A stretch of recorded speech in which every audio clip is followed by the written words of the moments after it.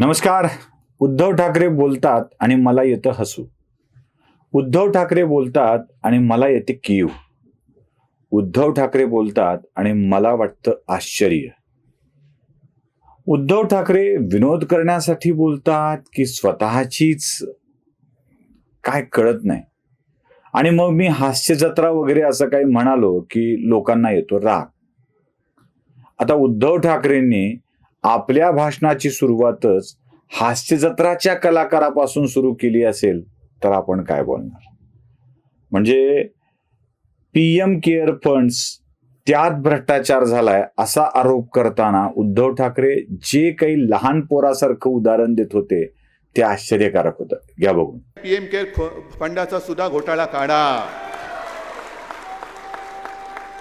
काय PM care म्हणजे मी मागे बोललो होतो, पीएम केअर म्हणजे काय, ते हास्य जत्रेमधले प्रभाकर मोरे केअर फंड नव्हता तो. अरे वासाड्या पैसे दे. पीएम केअर म्हणजे काय, पंतप्रधान मदत निधी ना का काय, तो म्हणे खाजगी आहे.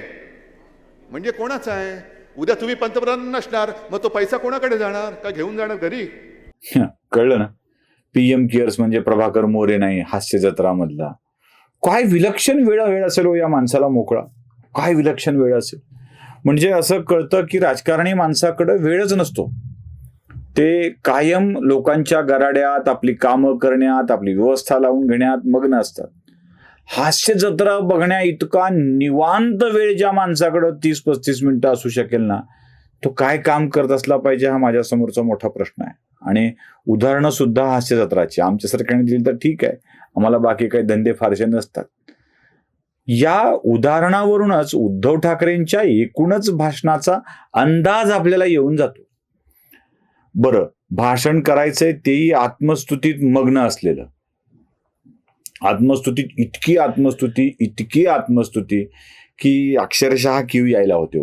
हसणं सोडून द्या, कीव यायला होते. म्हणजे एका असमर्थ माणसाला समर्थांच्या बरोबरीला नेऊन ठेवायचं. काय बघा, राग कशाचा व्यक्त करायचा, अमक्याची तुलना अमक्यासोबत का केली. समर्थ रामदास आमचे श्रद्धास्थान आहेत. समर्थ रामदासांनी जे काही सांगून ठेवलंय ते इतकं सार्वकालिक आहे, इतकं मोठं सत्य आहे की त्यामुळं आम्ही समर्थांना वारंवार वंदन करत असतो. त्या समर्थांची तुलना कोण्या लुंग्या सुंग्या सोबत करायची नाही. उद्धव ठाकरे तुम्ही असाल तरीही करायची नाही. आणि त्यातल्या त्यात वाचाळवीर बडबड करणाऱ्या रडत राऊतांच्या सोबत तर नक्कीच नाही, पण तुम्ही ती केली. काय बघा, रामायणातले बारकावे संजय राऊत यांनी जे सांगितले, म्हणजे रामदास स्वामींनी मनाचे श्लोक सांगितले होते, तसे यांनी सामनाचे श्लोक सांगितले. म्हणजे सामना कसा करावा म्हणून सामनाचे श्लोक. काय कुठे आले मनाचे श्लोक आणि सामनाचे श्लोक? हे काय रामायणाचा खरा अर्थ सांगणार, रामायणाचे खरे संदर्भ सांगणार, सामनाचे श्लोक लिहिलेत त्यांनी सांगितल्या खऱ्या रामायणाचा अर्थ. आता रामायण संजय राऊत आणि सुषमा अंधारे यांच्याकडून समजून घ्यायचं आम्ही. ते सांगणार आम्हाला. ज्या सुषमा अंधारेंनी रामाच्या विषयी विधानं करताना कसलाही धरबंद ठेवला नव्हता, त्या सुषमा अंधारेंनी रामाचे खरे अनुयायी उद्धव ठाकरेंना म्हणायचं आणि त्याचं कौतुक उद्धव ठाकरे सांगणार. जरा बघायचंय, बघा उद्धव ठाकरे काय म्हणतायत ते. की संजय, आपण, सुषमाताई, आपण प्रभू श्री रामचंद्राचा अनुयायी कसा असायला पाहिजे म्हणून माझा उल्लेख केला. संयम, एकवचनी, एकपत्नी, आता तुम्ही म्हणाला आणि ते खरंच आहे. ते काय वेगळं सांगण्याची गरज नाहीच. म्हणजे संयम, एकवचनी. मला पुढच्या वाक्याचं हसू आलं. पुढच्या वाक्याचं ते वाक्य जरा नीट पुन्हा ऐका. एकपत्नी, आता तुम्ही म्हणाला आणि ते खरंच आहे. एकपत्नी, आता तुम्ही म्हणाला आणि ते खरंच आहे. ऐकलं? कोण विचारलं होतं तुम्हाला? तुम्ही एक पत्नी आहात, नाही आहात? तुमच्यावर कोणी शंका व्यक्त केली होती का? कोणी म्हटलंय नाही ते खरं आहे असं म्हणण्याची काय गरज होती? बरं, तुम्ही एक पत्नी आहात हे त्यातलं एक सत्य, बाकी संयमी आणि एकवचनी आहात हे कितपत सत्य आहे याचा विचार करायला पाहिजे. बरं, रामाचे अनुयायी असल्याचा दावा करणार सुषमा अक्का, सुषमा अंधारे सांगणार उद्धव ठाकरे रामाचे अनुयायी आहेत. ज्या सुषमा अंधारे रामाविषयी काय बोलत होते ऐकायचंय का? ऐका. तुम्ही आपली म्हणेल बाई मला रामासारखा नवरा काही परवडत नाही. 7 महिन्याच्या गरोदर सीतामाईला जो जंगलात सोडून देतो असा नवरा कुणाला चालेल जो गरोदर बायकोला जंगलात सोडून देईल आणि एका क्ष माणसाच्या सांगण्यावरून बायकोवरती संशय घेईल. एका क्ष माणसाच्या सांगण्यावरून रामाच्या मनात शंका आली की 14 वर्ष सीता तिकडे एकटी होती, परंतु काय अशी शंका कधी सीतेच्या मनात आली नसेल का? रामराम, काय मला एकटीलाच विचारता बरं सारखं सारखं की 14 वर्ष तिकडे होतीस, एकटी होतीस. अहो रामराम, 14 वर्ष मी इकडे लंकेत असताना तुम्ही पण तिकडं जंगलात शबरी सोबत उष्टे बोरं खात फिरतच होतात की. मग तुमचं काही कुठं हमने तुमको देखा, तुमने हमको देखा, रामराव कुछ हुआ की नाही? रामराम, काय मला एकटीलाच विचारता बरं सारखं सारखं की 14 वर्ष तिकडे होतीस, एकटी होतीस. अहो रामराम, 14 वर्ष मी इकडे लंकेत असताना तुम्ही पण तिकडं जंगलात शबरी सोबत उष्टे बोरं खात फिरतच होतात की. मग तुमचं काही कुठं हमने तुमको देखा, तुमने हमको देखा, रामराव कुछ हुआ की नाही?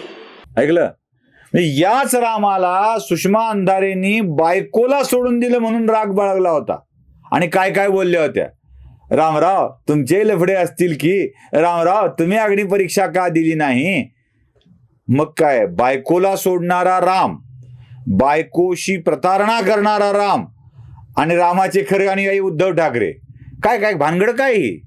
काहीतरी कळलं पाहिजे ना, नेमकं खरं काय खोटं काय, कशातलं नेमकं काय आहे हे सगळं कळलं पाहिजे. आणि किती आत्मस्तुती करून घेणार? तुम्ही म्हणाले एक वचनी एक पत्नी. उद्धव ठाकरे साहेब, रामानी पित्याच्या शब्दाकरता राज्य सोडलं आणि 14 वर्षाचा वनवास पत्करला. पित्याच्या शब्दाकरता राज्य सोडलं, 14 वर्षाचा वनवास पत्करला, बायको आणि भावाला घेऊन निघून गेला. ते म्हणला नाही माझ्या बापाची संपत्ती, माझ्या बापाचं राज्य मीच सांभाळणार, माझाच अधिकार, दुसऱ्या कुणाचं आहे का, माझ्या बापाचं आहे हे मला वारशानं मिळालेलं आहे, असलं नाही बोलला. पण तुम्ही म्हणलात की हे माझे शिवसैनिक, मला पित्याकडून वडिलोपार्जित संपत्ती आहे, वारसा आहे. जरा ऐका. पण आज जे माझे शिवसैनिक होय, मी माझे बोलतो कारण माझी ती वडिलोपार्जित संपत्ती आहे.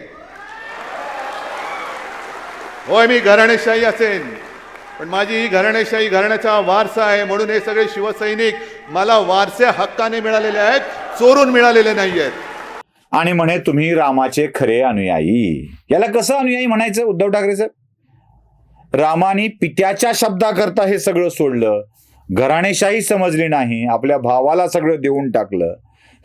रामाचा अनुयायी व्हायचं असेल तर राज्य भावाला द्यावं लागतं. इथे मातोश्रीवरचा एक मजला भावाला सोडून जावं लागलं. हो, इथे एका भावाला पक्ष सोडून दुसरा पक्ष स्थापन करावा लागला. आणि हे म्हणे रामाचे खरे अनुयायी. जाऊ दे, अजून किती बोलायचं. संयम या विषयावर बोलू. संयम या विषयावर, म्हणजे रामाचे खरे अनुयायी म्हणून संयम या विषयावर.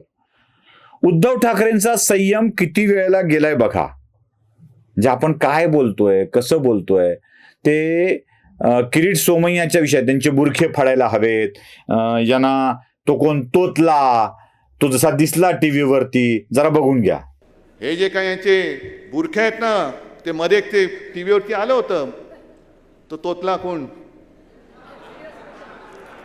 तसं यांना जनतेच्या न्यायालयात करायचंय, तसं यांना जनतेच्या न्यायालयात करायचंय. बघितलं? कळलं? तोतला, बुरखे फाडायला हवेत, तसं दाखवायला हवं.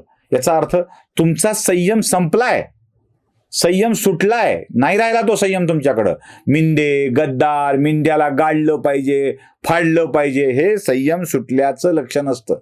बाकी कोणतंही लक्षण मला याच्यामध्ये दिसत नाहीये. उद्धव ठाकरे स्वतःला संयमी म्हणतात, पण संयम सुटतोय. शिंदेंना शिव्या घालताना, फडणवीसांना शिव्या घालताना संयम सुटलेला दिसतोय. खोटंही बोलतायत, हे खोटं तर प्रत्येक वेळेला दिसतं. मी कुठं कुठं सांगतो तुम्हाला. बघा, सगळ्या मोदींच्या विषयात तर ते दादांत खोटं बोलताय. आज मोदी अयोध्येला गेले, आधी नाही गेले. श्यामाप्रसाद मुखर्जींच्या संदर्भाने ते खोटं बोललेत, आणि तिसरं ते म्हणजे जगभर फिरले पण अयोध्येत नाही गेले. तर ते तिन्ही वाक्य जरा नीट ऐकून घ्या. आज मोदी अयोध्येला गेलेत, त्याच्या आधी नव्हते गेले. कदाचित पंतप्रधान होण्याच्या आधी गेले असतील, जसे आमचे फडणवीस गेले होते असं म्हणतात. पण श्यामाप्रसाद मुखर्जींनी केवळ आणि केवळ म्हणजे एक तर स्वातंत्र्य लढ्यामध्ये ना RSS ना जनसंघ तेव्हा नव्हताच, तो 52 साली जन्माला आला, पण कुठेही लढ्यात भाग घेतला नाही. आयतं मिळालेलं स्वातंत्र्य हे गिळायला निघालेत. स्वातंत्र्यासाठी काँग्रेस लढत होती, स्वातंत्र्यवीर सावरकर वगैरे होतेच, क्रांतिकारक. आज जिथे सभा आहे कान्हेरे, त्यांची सुद्धा कथा वेगळी आहे.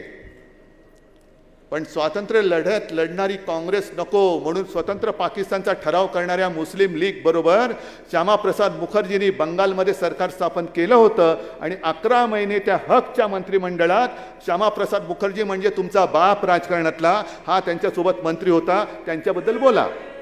म्हणजे पहिल्या 5 वर्षामध्ये पंतप्रधान जगभर फिरत होते पण अयोध्येला गेलेले नव्हते.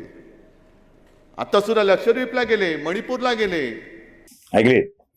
म्हणजे मोदी अयोध्येला गेले नाहीत, फक्त प्राणप्रतिष्ठा करायलाच गेले. दादांत खोटं. मोदी अयोध्येला गेले, फक्त प्राणप्रतिष्ठा करायला गेले नाहीत. नंबर 2, जगभर फिरले, अयोध्येला नाही गेले, हेही खोटं. अयोध्येला गेले. किती खोटं बोलणार? संयम सुटत चाललाय, खोटेपणा येत चाललाय. आणि त्या श्यामाप्रसाद मुखर्जी पश्चिम बंगालमध्ये, बंगाल प्रांतात स्वातंत्र्य मिळण्याच्या आधी एका मंत्रिमंडळात होते. मला वाटतं 42-43 ची गोष्ट असावी. त्याचा गवगवा, मुसलमानांच्या मंत्रिमंडळात तुम्ही होतात, मुसलमानांच्या सोबत होतात. उद्धव ठाकरे साहेब, आपल्या पिताजींनी म्हणजे श्रद्धेय बाळासाहेब ठाकरेंनी मुस्लिम लीगला पाठिंबा दिला होता. कसं विसरता येईल? बघायचा आहे तो फोटो, तो बघून घ्या. मुस्लिम लीगच्या व्यासपीठावर समोर डायसच्या मुस्लिम लीगचा झेंडा आहे आणि त्यात बाळासाहेब भाषण करतायत. याच बाळासाहेबांनी अब्दुल रहमान अंतुलेचा प्रचार केला होता. हे नाकारता येईल का? तेही कसं नाकारता येईल?